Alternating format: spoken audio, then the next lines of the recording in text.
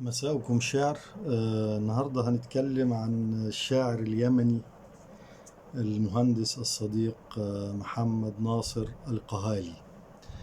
طبعا شعراء اليمن ليس لمثلي أن يتحدث عنهم، فاليمن طبعا أهل حكمة وأهل شعر وأهل إبداع.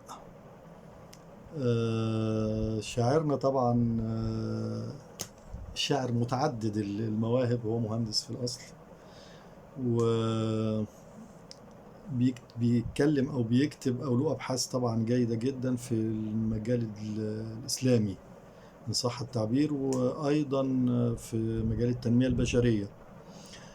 أنا تعرفت عليه في أكثر من ندوة، والمركز الثقافي اليمني في المنيل تقريبا قابلته أكثر من مرة، وكان في ندوة زمان بيعملها الدكتور عبد الوالي الشميري السفير اليمني السابق، أيضا التقيته.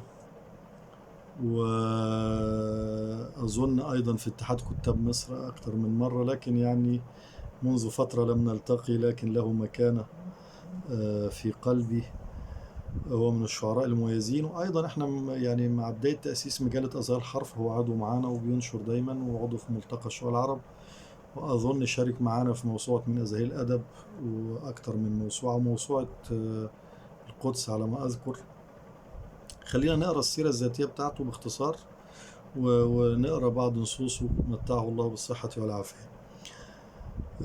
محمد ناصر القهالي أو الشاعر محمد ناصر من اليمن، باحث في التاريخ والحضارات، شاعر فصحى طبعا.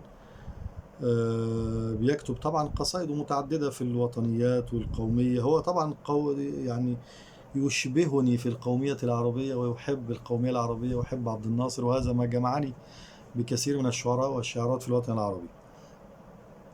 تأثر بالقومية كأمثاله من جيل السبعينيات، وبحكم مكوثه في العراق، طبعا هو درس في العراق هندسة أظن معمارية،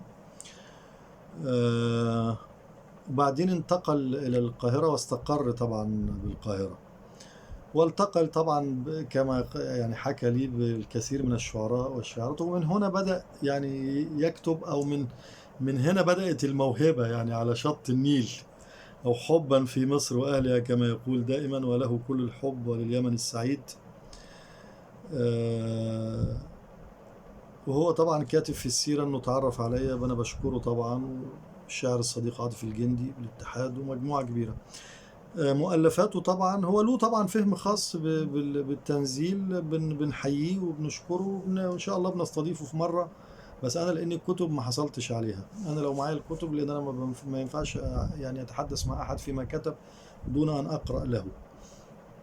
كتاب في بفهم خاص بالتنزيل، وأيضا كتاب قيادة الذات في 5 أجزاء، وملحق للتدريبات العملية بهذا الكتاب أو بهذه الموسوعة. أيضا له كتاب خواطر محمد ناصر الجزء الأول، وكتاب مشاعر على ضفاف النيل، ده ديوان شعري مش كتاب، ونظرة خاصة على التاريخ، ده طبعا تحت الطبع. عمل طبعا مجموعة كورسات في ما يسمى بدبلومة القائد، في 5 مستويات، محاضرات مسجلة صوتية وأيضا مكتوبة بصيغة PDF على قناة التليجرام. له سلسلة حلقات مسجلة صوتية بعنوان لماذا القرآن وحده على قناة التليجرام. مجموعة محاضرات مسجلة فيديو على اليوتيوب في مجال قوة العقل الباطن. مجموعة محاضرات مسجلة فيديو حول فهم خاص طبعا قلنا للتنزيل على قناة اليوتيوب الثانية رحمة للعالمين صلوات الله وسلامه عليه. ناخد طبعا نماذج من شعره عشان الوقت وما نطولش عليكم كما تعودنا. عتب يضج من العيون، وثورة في الحاجبين، ونصف خائفة تواري ضحكة قد شتتت، تواري ضحكة قد شتتت، وتناثرت ما بين رمشيها وبين شفاهها، محجوبة وجميلة ومخبأة، صمت يواري ضحكة، وعبير ورد فاح من حدب الخدود بلونها الخمري أسكرني معه، لا الصمت يخفيه ولا التفكير في الماضي أو الآتي، ولا حتى الكلام سيمنع صمت وعينيها تسافر خارج الأفق البعيد، ومن جديد تسافر العينين في نفس الزمان وفي الجهات الأربعة. أيضا له نص تاني عن فلسطين بعنوان تحيا فلسطين: إن الذي رفع العلي بلا عمد قد بارك الأرض بالأقصى فلسطين، وبث في أهلها روحا مقدسة من روحه، فهم رمز العلا فينا. يا أطيب الأرض فيك الأسد قد صنعوا نصرا لحاضرنا فخرا لماضينا، وسطروا بدماء طالما نفحت عطرا، ونصرا به تحيا فلسطين، وقاوموا الشر والطغيان قاطبة، ولقنوهم دروسا في الميادين، لا بالكلام ولا الإعلام لا أبدا، بل بالصواريخ والقناص ياسين. الشر دمر أبراجا وأبنية، وهم بأرضهم لم يخرجوا سيناء يعني، ولم ينل منهم هذا العدو، ولم يسطع لأسراه إخراجا وتمكينا. هنا فلسطين هامات الرجال بها تعانق الشم، لا ذلا ولا لينا.